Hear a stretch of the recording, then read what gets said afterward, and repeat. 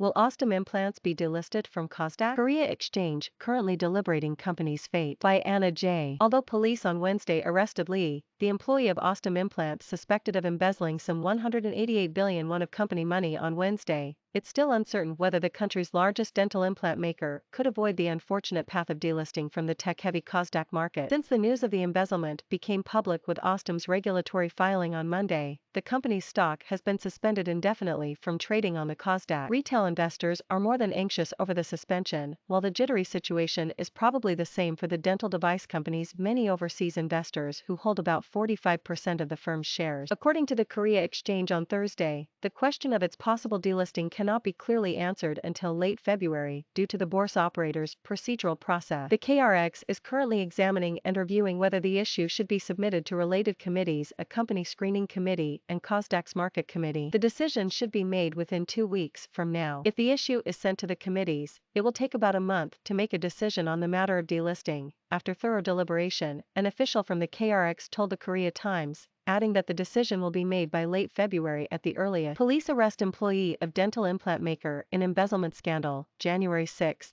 2022, 8:52 law crime. KRX's regulations state that embezzlement does not constitute an unconditional prerequisite for delisting. Rather, it's a matter that needs to be deliberated thoroughly by the bourse operator. Even if the KRX decides to delist the company, it won't hold an immediate effect. The suspension period could last up to 2 years, considering other processes remaining, such as reevaluation of the company. The country's top financial regulator, the Financial Services Commission, also said it would monitor the situation. The FSC will look into the situation closely, particularly in issues of manipulative stock trading, investor protection and minority shareholders' rights, FSC Chief Ko Sunbyum said Thursday to reporters, adding that he'd take necessary measures if needed. Osstem Implant CEO Tae-gwan stressed that the company expects that up to 150 billion won out of the embezzled 188 billion won could be retrieved through the police. The company chief also vowed to do his best to bring an end to the current suspension of the company's stock trading. In his official statement announced early this week, EOM highlighted that the company has been maintaining ample cash reserves worth over 200 billion won, as it saw all-time high earnings and revenues last year. The CEO also refuted some media reports that he said incorrectly claimed that the embezzled money accounted for 92% of the firm's owned capital. From the end of 2021, the embezzled money accounted for about 59% of the firm's owned capital, the CEO said. The company is currently making every effort to retrieve the money,